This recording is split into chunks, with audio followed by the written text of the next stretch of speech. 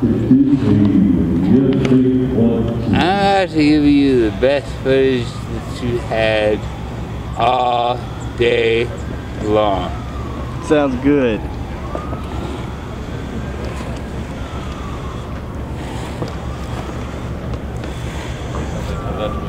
Oh, you know, I hate homeless people too, and I can't stand it.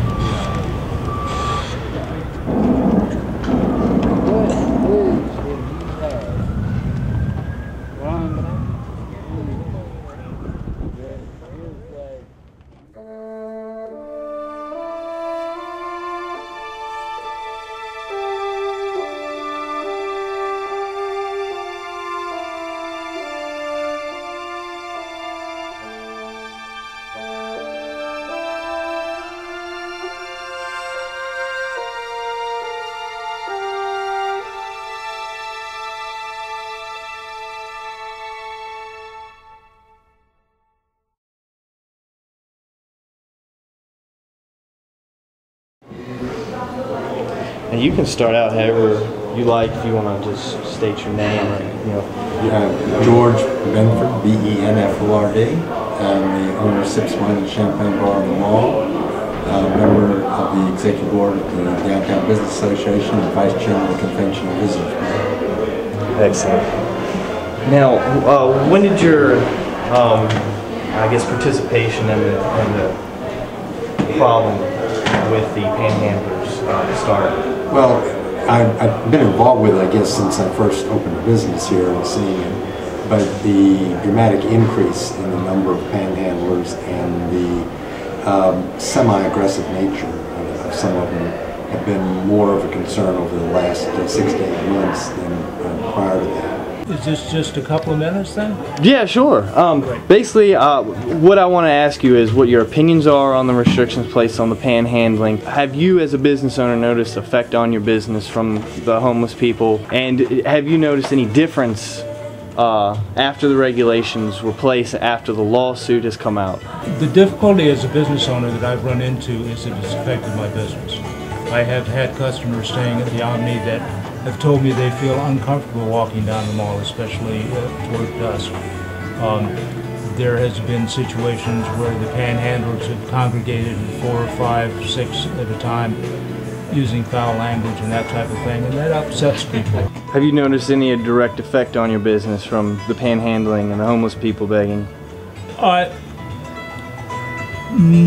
Nothing that I can really put my finger on. Business is down, but that could be a result of the economy being down as well as other things. I do know that the numbers of homeless or panhandlers on the mall has certainly affected the numbers of people coming to the mall. Friends of mine that live in Charlottesville hesitate to come down here because they just don't like the environment.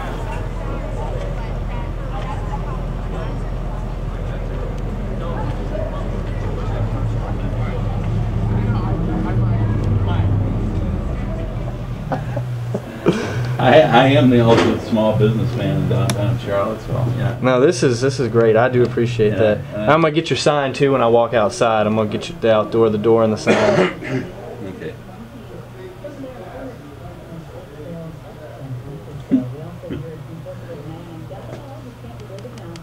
You feel about the further restrictions that were implemented last year in August? I'm trying to think of it on both levels, being kind of a Charlottesville elitist snob, which I feel good about. Meaning, you know, I appreciate all things hippie. Being a store owner, I would say that, well, it's certainly a day goes by where there isn't at least one, but most days, multiple people coming in, you know, looking for money, trying to sell me something, which, because I do secondhand sales. I mean, I'm vintage clothing, but, you know, coming with something that's just like, you know, oh, wow, would you be interested in a bicycle lock? Well, no, I really don't deal in bicycle locks here.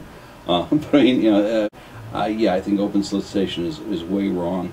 I think that it is not advantageous to have the downtown mall a spot where a person can just perch with a sign either. I never give money on the street. I just won't do it. Have you seen an obvious effect on your business from panhandlers, perhaps, you know, sitting directly in front of your business or just close by? Do you notice that as a business owner? Oh, definitely. I've had numerous clients that have been with us for 3 or 4 years that have said, you know, we're not coming downtown on the mall anymore because of the panhandling. We walk 2 or 3 blocks and we get hit by 3, 4, or 5 people asking for money. Other people feel unsafe when they come from the parking lot to our place because they'll pass a number of panhandlers or a number of homeless or a number of people that are gathering around the panhandlers, and they feel uncomfortable. The language that is being used by the panhandlers is not your normal language that you want your kids to hear, or adults in many cases. Their favorite word starts with an F, and it's every other word that comes out of their mouths many times.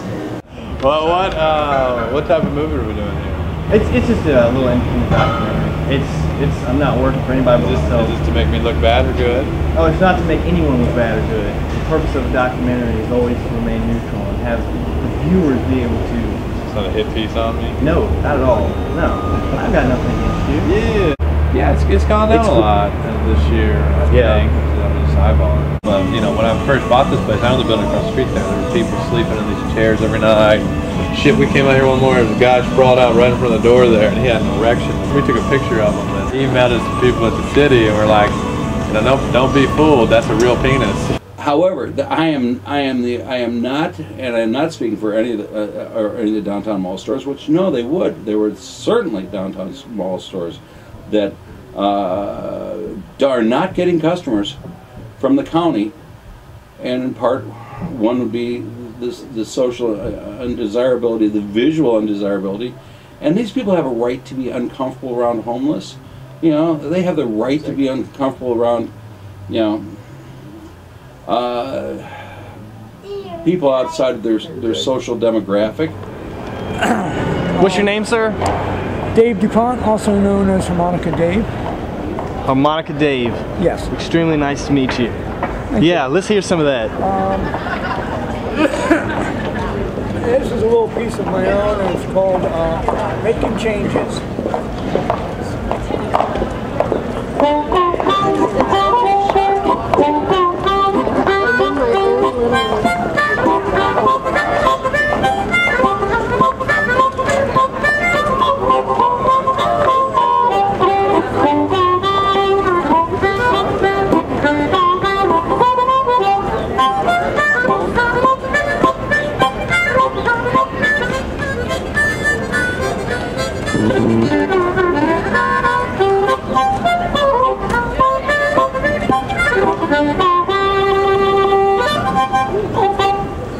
Beautiful.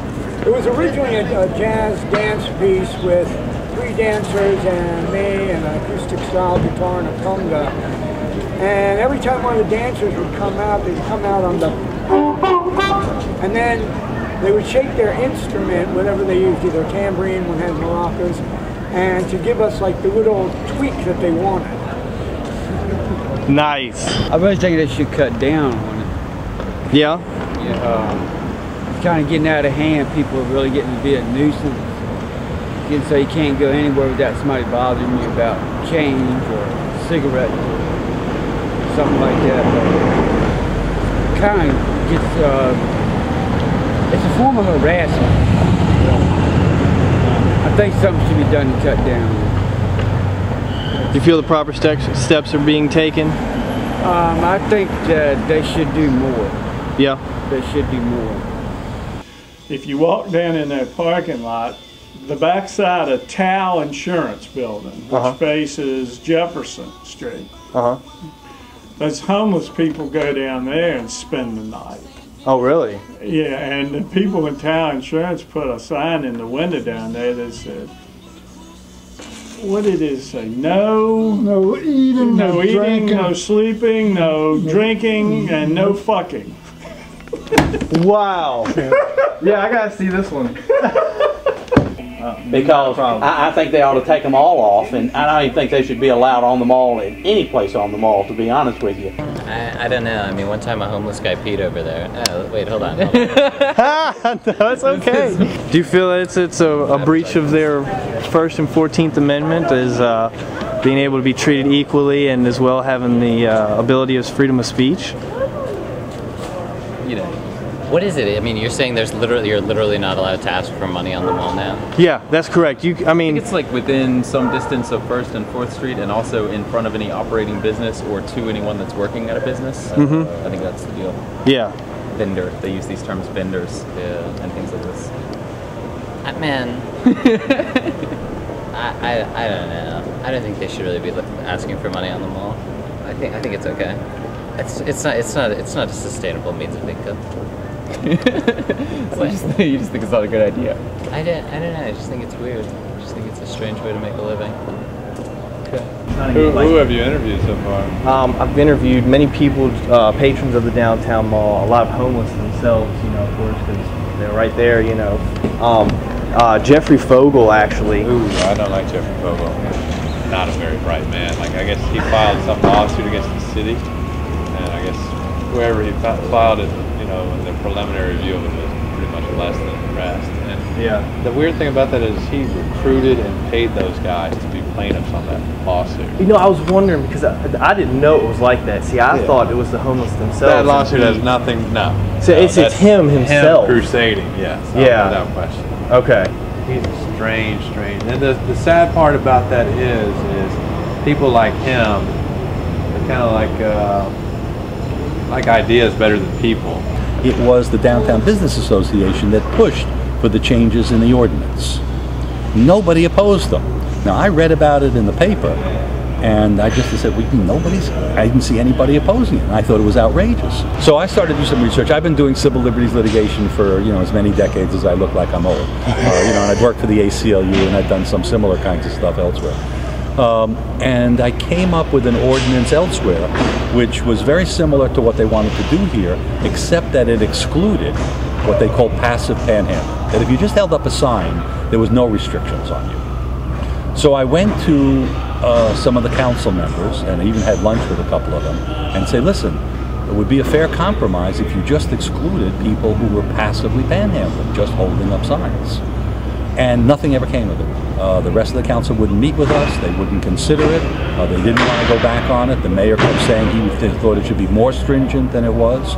This is a mayor who had been the executive director of a religious-based organization that was designed to help the homeless. I know, I'm blowing my mind. I mean, I'm just like, what the fuck is going on? Yeah. So we tried, and I think we tried for 6 or 7 months to convince them to try to do something. And in the interim, of course, I had been in touch with the ACLU, who it turns out, unbeknownst to me, had objected to the ordinance and just sent a letter to the city. And I've worked with them on other stuff too. So together we agreed, I said, I want to litigate this, and will you sponsor it? And they said, yeah, we'd be very interested in sponsoring it. So that's how the litigation came about. What are your thoughts and opinions about Charlottesville's regulations and restrictions on the panhandling down here in downtown the mall? I'm pretty unfamiliar with the legal restrictions. I do know it's been a major issue in town, especially in the downtown mall, in the last couple of years. I'm never extremely bothered by the panhandling and all. It's pretty easy to say you don't have money, or maybe you do have some money, and you give it to them, or you don't give it to them, and you keep on walking. I don't think it's a huge issue. It doesn't get in my way. I'd like to think if I was in their position, I would probably want to hold a sign too and ask for help. So I think they're perfectly within their constitutional rights to be doing that, and to be asked not to, I think it's un-American. Number one, it's a violation of the First Amendment to the Constitution of the United States. Number two, is a violation of Article 12 of the Bill of Rights of the State of the Commonwealth of Virginia. The lawsuit is actually focused on the First Amendment. But what happened in filing the lawsuit was all these emotional feelings about the homeless, the presence of the homeless, the visual side of the homeless, and of course on the other side, the people who are at least sympathetic to the homeless, is all that came out. And there was almost no discussion about the First Amendment, which was a pretty interesting thing to watch as a process as this went along. Because the case is focused on the First Amendment. Now, of course, it's in the context of people who are homeless and need to be able to beg, but it's been clear for many, many decades even that engaging in a request for a donation, whether you're the March of Dimes or the Salvation Army or an individual homeless person, is protected by the First Amendment. And I think the city, at least through their attorney, recognized that, and recognized, for example, absolute ban on panhandling or begging would immediately be thrown out by the courts. So they tried to craft something that they thought could be acceptable to the courts and would also serve their interest, the political interest, as I see it, of the city council in giving a sop to the Downtown Business Association. So they limited their restrictions on soliciting. It's interesting when you look at the definition of soliciting in the ordinance. It says virtually, not simply using words, but virtually any form of a gesture, a sign, a hat, for the musicians who are down on the downtown mall, an open violin case. So if you're sitting there with an open violin case and you're facing people who are eating in an outdoor cafe, many of whom may be enjoying your music, as I see it, you're violating the ordinance because you're soliciting from the people there. Now, it's true that the city has yet to enforce it in that particular way, but then it becomes completely vague. How close are you allowed to be to an outdoor cafe with an open guitar case or a hat or a cup or a sign in order to be in violation of the ordinance? Obviously, as someone who is providing a service and, you know, panhandling, if you will, what are your opinions about that? About the restrictions? Yeah. I mean, in terms of like, if you have something to offer, I think that shouldn't be, you know what, scratch that. I don't think there should be any restrictions on panhandling. I mean, it doesn't affect anyone. Really, it's sort of, if anything, it's just a minor nuisance, and I think people, especially around here, are happy to be giving to the community. So I don't know, I don't think it should be something that the government should have any control over. It's always been in here. It's always been here in Charlottesville, always, from the time that I remember. I remember when I was like 15, 16, and we used to panhandle down here. It's kind of like, it's almost like a tradition almost, sort of say, you know? I mean, it's never going to go away, no matter how hard you try. It's just not. Sorry to say, really. It's not going to. You should just accept it, embrace it. This town is a very southern place, and it's always been a place that had a little bit of oppression in there, you know, and like the people are down here. It's not all like rich white folk around here, man, you know, like give them a chance. You know, they need it. I mean, maybe if you give them a little bit of money and help them out, why don't you offer one of them a job, you know? Do that instead of just bitch about it. I mean, that's about all I really have to say about the fact, really. But, do you feel that it breaches the First Amendment? A little bit, so to say. I mean, they definitely have a right to say what they want to say, you know, and if they want to stand out here, this is a public place. They can stand out here all day, you know, all day, if they really want to. I remember the days that I used to do it, you know. I'm doing it right now, I'm going to continue doing it. There's nothing you can do to stop me, man. Well, my whole opinion about that is I know some people in the small that I'm friends with that do panhandle. The most of them are really cool, good people. But when you go about saying that they can't write or have signs out there, it restricts some of their free speech. It's almost like certain people are just kind of, I'm tired of those people hanging out here, so let's make new regulations to make it really hard for them to stay here. Apparently it's public property as well, so they have all the right in the world to be there, and even if it's just a sign, hold up a sign that says, please help, need food, hungry, don't have any money, whatever they want to say on their piece of cardboard, because that is free speech. They can say whatever they want. I can stand on the downtown mall with a sign that says, I'm a Christian, you know, and that might offend people. Do there need to be new regulations saying I can't do that? Well, if I piss enough people off, they might want to go that route, but it's still free speech. City comes back and says, oh, we're protecting the privacy rights of people not to be bothered while they're eating dinner. Well, it's interesting because people can come door to door. People come to my house, ring my bell. Politicians, the very politicians who are running the city and impose this rule, can come to my house during my dinner, ring my doorbell, and ask me for a donation or ask me to support their candidacy, and that's somehow not a violation of my privacy in my own house. But if somebody's sitting on the downtown mall with a sign that says, I'm homeless, I'm destitute, please help me, and they're in public, they could be a criminal. Now, to me, that made absolutely no sense at all. Look, there's a lot of things that we shouldn't be bothered with, but if we want to have the First Amendment, we've got to tolerate certain kinds of bother in a society, in a free society. Yeah, and especially in a public area. More importantly than anywhere else. Yeah. That's historically been designed for free speech. Remember, we have a free speech wall here on the mall. That's right. This free speech wall is designed to designate this as a free speech area. Yet 2 blocks away, you can't hold up a sign.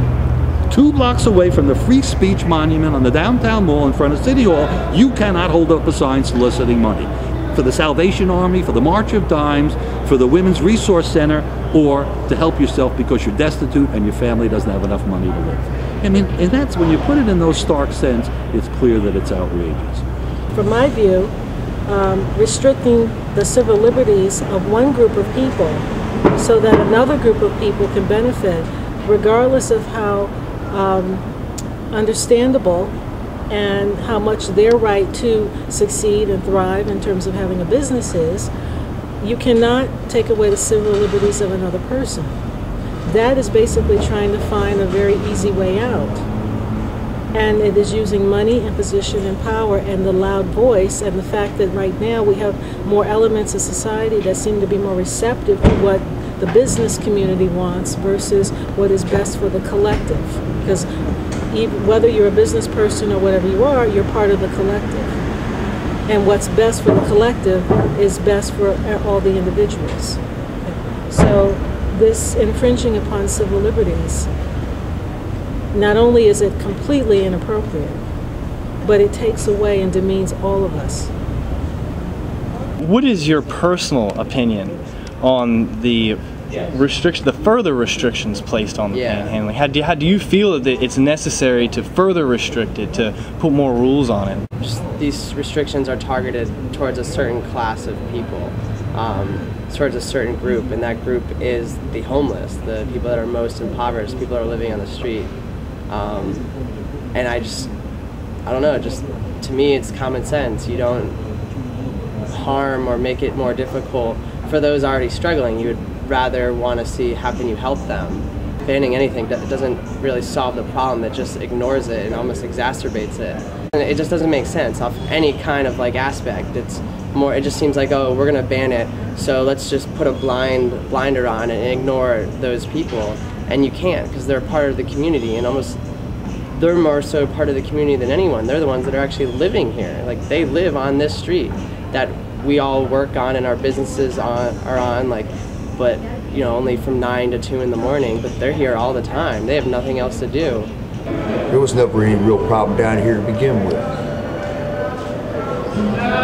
I've been down here on this mall for a year. I've been right here in Jefferson for a year.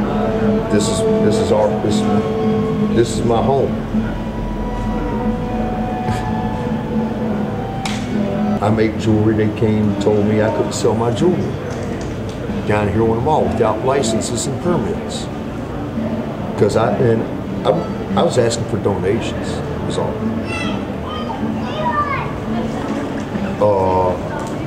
Dear lady and friend, she made it possible for me to be able to give my jewelry away for donations again, because they wouldn't even let me they wouldn't even let me display my jewelry. That was just a form of harassment. Were they saying it was defined within their legal definition of soliciting? Yeah, but you know, artists, they say artists can do whatever. I'm an artist. Yeah. This is my art form. I'm not a musician. I'm not a poet. I'm not a painter. Well, I was at one time, but I'm going blind now. So now I make jewelry. And they were saying I couldn't even do that to support me, my dog, help my son support his puppy and help him out. And it's bad. But now, fortunately, that's straightened out. Now, what's the next form of harassment? It's going to be more, just because we only ask for what the Constitution guarantees. Does this do you rely on this as a decent portion of your income? Sitting out here? This is what I want to be my income. I'm one of the 5 plaintiffs in the suit. I don't care about the lawsuit. I just want equality. That's all. I want equal rights that everybody else has. Because this is what I want to do for them. I don't want to sit here and ask people to give me something and not be able to give them something in return.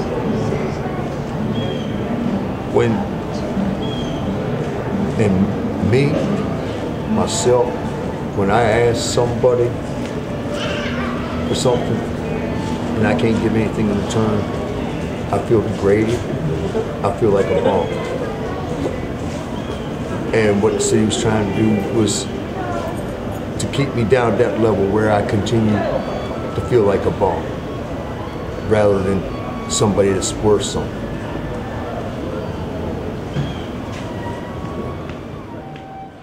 I'm gonna have to hold the signs too, so let me introduce myself, or what I need to do? Yeah, introduce yourself and explain, go back over and explain that, the 2 different afraids and exactly what you just said. That was great. Okay, my name is Mark Brown. Currently homeless. Just came from being incarcerated, and the most common thing about the panhandling law that's going on right now is, people are basically afraid. There's 2 different types of being afraid. Natural instincts, nature-wise, being afraid of wild animals or hurting yourself or things like that. But when it comes to the panhandling issues, there's a different type of being afraid, because it's like most people never experience, being less fortunate. And they see us guys out here, and they're afraid because, they've never been in situations like that before. They never had their bottom actually fall off from them. And it's like, when they see us out here like that, sometimes, you can just see the expression in their faces when they think, okay, I can be like that, but yet, what would I do? Because of the fact they never experienced it. And you have people out here that, don't even, smile or speak or nothing, and you just don't realize that, communication is key, and that means more than money. You just want to be acknowledged. You just want to, the same respect as anybody else. So, and I hope people that sees us, realizes that, we have feelings, we have emotions. We all still human. So. She read my signs, seeing that, it says pregnant, homeless, and hungry and everything.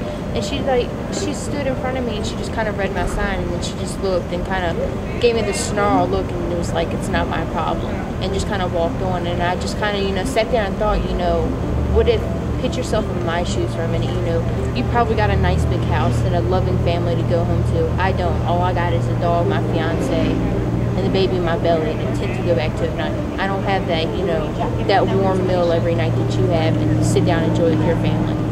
I don't have that. And, that kind of, it upset me, but, I guess she's just set in her ways, She was probably raised different than I was. Yeah. She doesn't understand the situations that I've been through.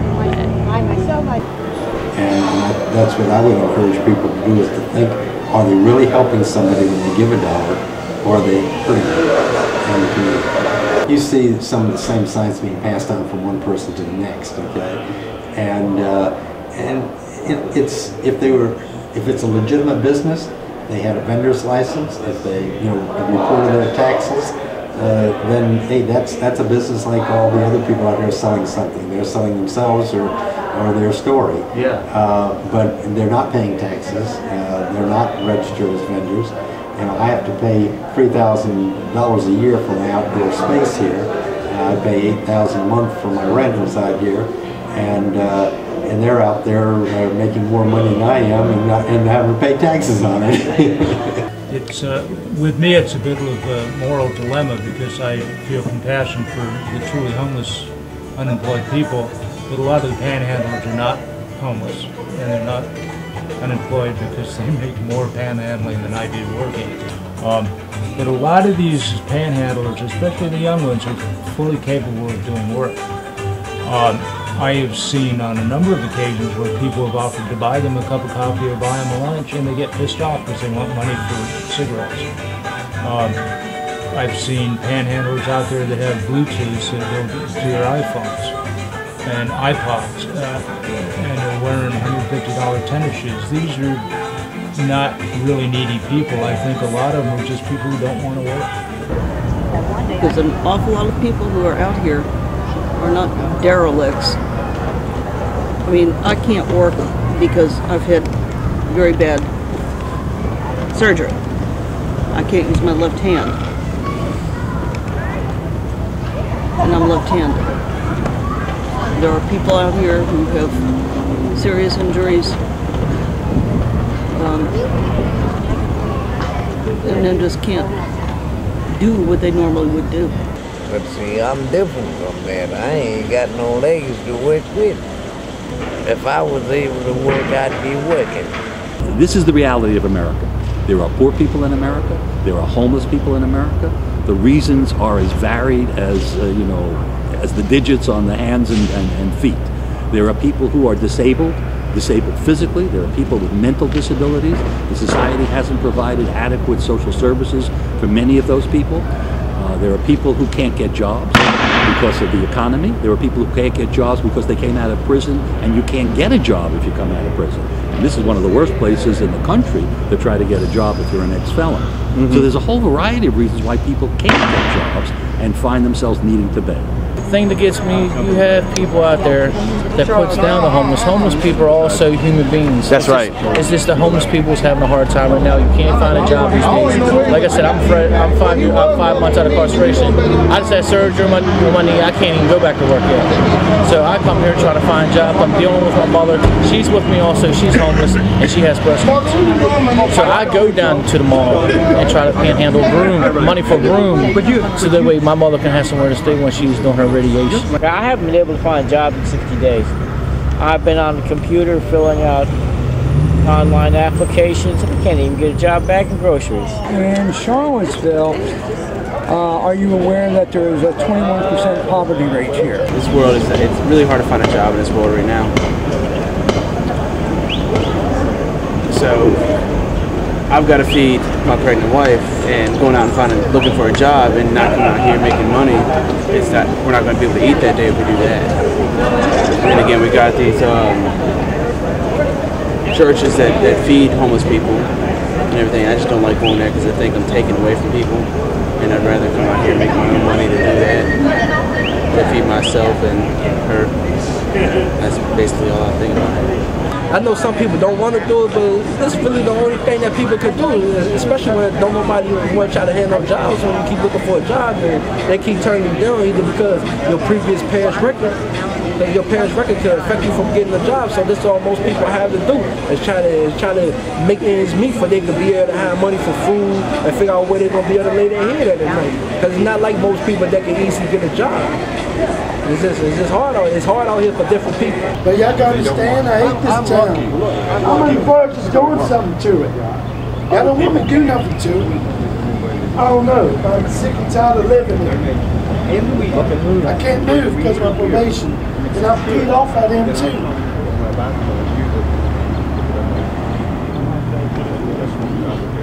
Nobody likes me. I don't feel like they pose a threat, and sometimes I might disapprove of somebody's methods. I might not like it, but it's a public space, and I'd like to be able to find a way to help those people move somewhere else without telling them you can't do it. Who chooses to panhandle? How long have you been homeless? Well, I'm homeless by choice. Okay. And I just dropped out of school to do this. I wasn't going anywhere with that. So I would say 4 months now. Did you drop out of high school or college? College. College, okay. PVCC is where I was going. Okay. And you know, I did this when I was younger too. I was like 14 on the streets too, panhandling downtown. Oh yeah? They just scare people because they're so big. They're friendly. They won't want to hurt the dog, but... Yeah. Alright, so yeah, I'm not a panhandler. I am what's called a busker, B-U-S-K-E-R. I'm a professional traveling musician. Nice. Like, it's different than panhandling. I don't ask for anything. I play my drum and I earn my wages. No, that's what's up. So like. Now I heard you earlier. Actually, you're pretty good. Thank you. I talk a lot of smack to people who just sit there all day and do nothing with the sign. Yeah. Because you make people like us have a hard time. Yeah. All those panhandling laws and restrictions are because the people who do nothing, or when they are doing something, they spend all their money on booze and they sit drunk in public and they harass people. You know, it's different. Like, I pride myself on entertaining people and providing a service. Yeah, that's a rumor been spread about me in the group. About something you heard probably closer to you. You might not have heard it of, maybe you have. When I first heard it, all I did was laugh. And I used to get angry and all uptight. You can say what you want, spell my name right. But all I want to do to you is rock the house. That's what the rumor was all about. Whatever you like to do, tell all your friends. And if you don't wait until you see me again, this way I can hear the horse's mouth. Right there and there, we can straighten it out. You see, I don't get involved with he say, she say. Take my advice quick while you're ahead. Because one day I might not laugh, and then you might write a check. Your behind can't go. You just like a snake crawling on the ground. Look for some new dirt to spread all around. Then you stick out, tongue start spreading the lies. Somebody else been bitten in my. You been stopped for a while, but you at it again. And you always got to hide the last word in. Almighty, tongue everlasting. Ain't satisfied unless something happens. You don't have to be a little more than 1 minute, but you always got to have your 2 cents in it. But all your big mouth doesn't jam for you. Something else you can run and go and tell your crew. I made the big jam to rock the house, but I also made it big enough to fit in your mouth. People used to say that you had a big mouth. Now understand what they're talking about. Because what we do just between me and you. Not something that you want to tell your crew. But you had to told Carol, she told Pal, and then the story rolled on just like a wheelbarrow. Carol told Cookie what she thought she heard, and somehow Easy E, they got the word. He told somebody I knew from uptown. They called me up and laid me down. Now the whole darn story been changed around. Look, that's the reason why I'm standing here right now. Because you never should have opened your mouth at all. I wouldn't have had no reason. Let me use the telephone. I'll make this call. Peace. Hey. And you know, You're down sick, man. Appreciate that. You're good, man. You gonna rap? You gonna freestyle? Spit some rhymes. How you doing, mother? Hey, yo, it's Khalid, and it's Dre. Deuces. Thank you, everybody. See y'all later. Do you feel that the increase in aggressive behavior has happened in part of the regulations, you know, the restrictions, rather, I should say? No, I think probably the economy changing, of course, the fact that there are more people out here panhandling, they're becoming more competitive with each other to try to get the bucks that are being passed out. But I also think a lot of the increase has been the fact that we have a haven here, which is meant to do a very good thing for the community, but the byproduct may not be exactly what everyone expected. I tell you what, if it wasn't for the haven, we wouldn't have nothing. How long have you been there? I've been here ever since it opened up. I'm from around here.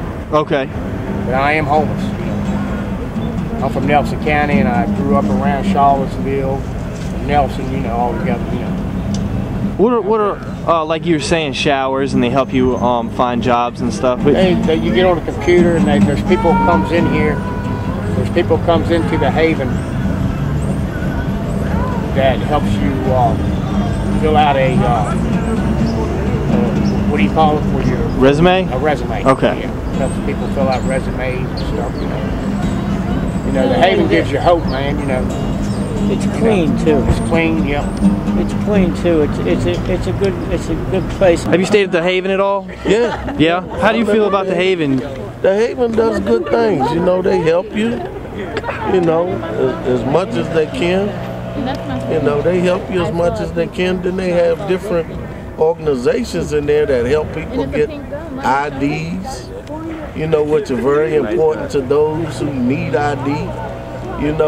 They seem to have a kind of network with men and women who are just coming home from prison that need help and getting themselves adjusted back into society. So yeah, the Haven does good things. Yeah, does good things. Is there anything specific that they did to help you out? For me, they gave me a place. They gave me a place to give back because I cut hair. I was a licensed barber in Washington, D.C. for years. So now I go in there and cut hair. There's a gentleman I just cut his hair today. And so it gives me an avenue to give back. And that's what I'm proud of that, man, to be able to give back a little something. Yeah. So do you stay at the Haven at all? No. Why is that? Because I was sexually assaulted there 3 times and they didn't do nothing about it. The Havens really went downhill. When I first started going there, it was great, but then all the people from prison and, people are given an inch and they want to stretch it into a mile. They just kind of ruin it for others. When did you start going to the Haven? It was about a year and a half ago, right when it opened. Yeah. About a year and a half ago, I think. And how long after that did those incidences occur? They actually happened this past year, all 3 of them. Really? So I just kind of, keep myself out of that place now. Where do you stay now? In a tent. I'm sorry? In a tent. Really? Right now, the Occupy thing up there at Lee Park, kind of let me stay and everything, but I'm still, I still have my campsite. So always got to have backup. How do you feel the outcome of the Haven has impacted the downtown area, or Charlottesville in general, but specifically, obviously, downtown? Well, I think that if you go back to almost any city that is trying to build a similar type of haven, that when it's so close to a main business district, it has not impacted that business district in a positive way. They have no place to go after they have their breakfast, or after they have their lunch, or they're waiting around until 5 o'clock. So obviously they're going to go to the places that are closest by. In our particular case, the downtown mall, where the benches are and the areas are to congregate and to carry on with themselves and ask for money or just congregate. The park, Lee Park, those areas are obviously been affected by the Haven. And not that everyone that goes there is a problem, but if you can get a free meal, you're going to hang around for the next meal and for the next meal. And so why not panhandle in the meantime so you can raise a little bit more money for whatever else you want to spend it on. I'm actually hosting a fundraiser for the Salvation Army here in May. Yeah. And they have a really neat program. That's something and that's what that whole beef with them about was, why would the city give money to the Haven that has no rules and has really poor success rates? And the Salvation Army is struggling, but something like 55% of the people that go through there end up in a homeless job. Where do you feel you'd be if the Haven wasn't here for you? It'd be a lot rougher. I'd still be in the same spot, but Salvation Army, I've been Salvation Army, I've stayed Salvation Army, I won't stay there again. Why is that? Too much attitude, people steal stuff from you. Yeah. Yeah, a lot of drama.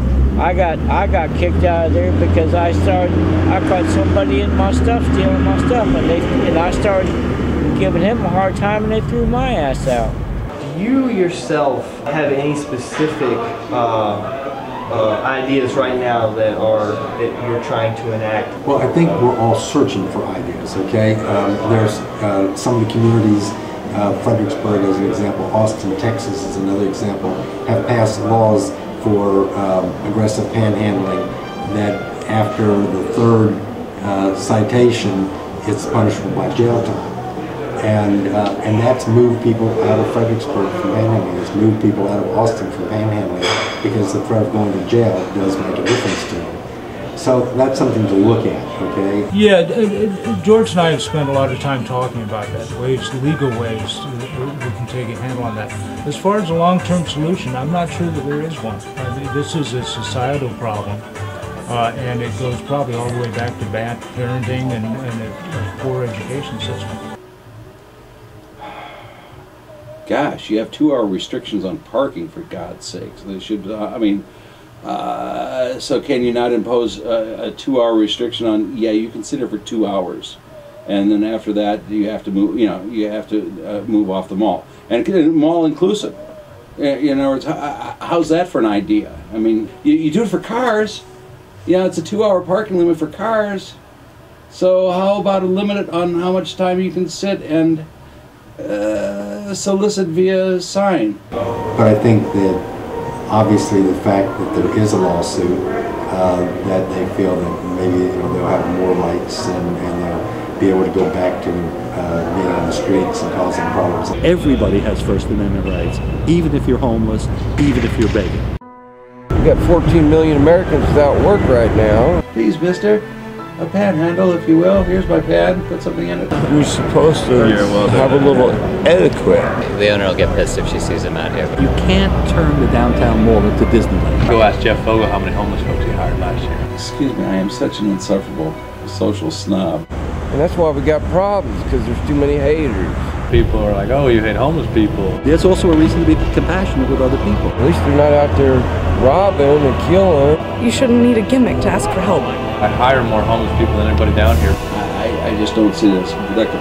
And that's all we were asking for, was what was promised in the Constitution. That's really what's going on. They're struggling. This is America, man. Do they have the right to panhandle and disturb businesses? I think we really do need to take care of our own. Like they're standing up to me, this evil guy. Everybody in the society should be treated equally. Instead of complaining about it, help these people.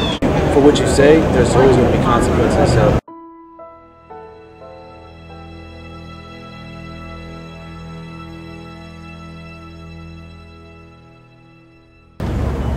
Well, I think that it's pretty much 50-50 on that. I think both sides are wrong in their ways, but both of them are right on some things they do.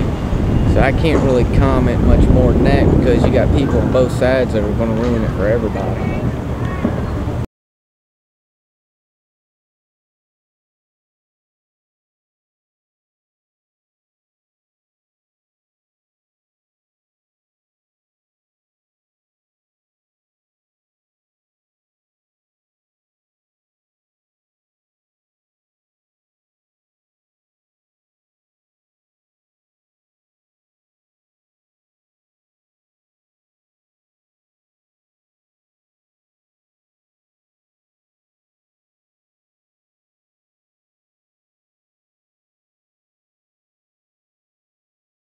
Actually, he talked to the owner yesterday, and the owner was like, you know, if you can get a bike, I'll, you know, talk to you.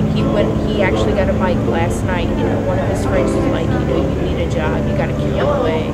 So he helped him out, you know, getting a bike. And he's went back to this place like at least 3 or 4 times today, because the manager was busy, couldn't talk, and he's like, you know, come back in an hour, a half hour, and he's been on top of it. So hopefully he'll get this job and, you know, and kind of help us out some.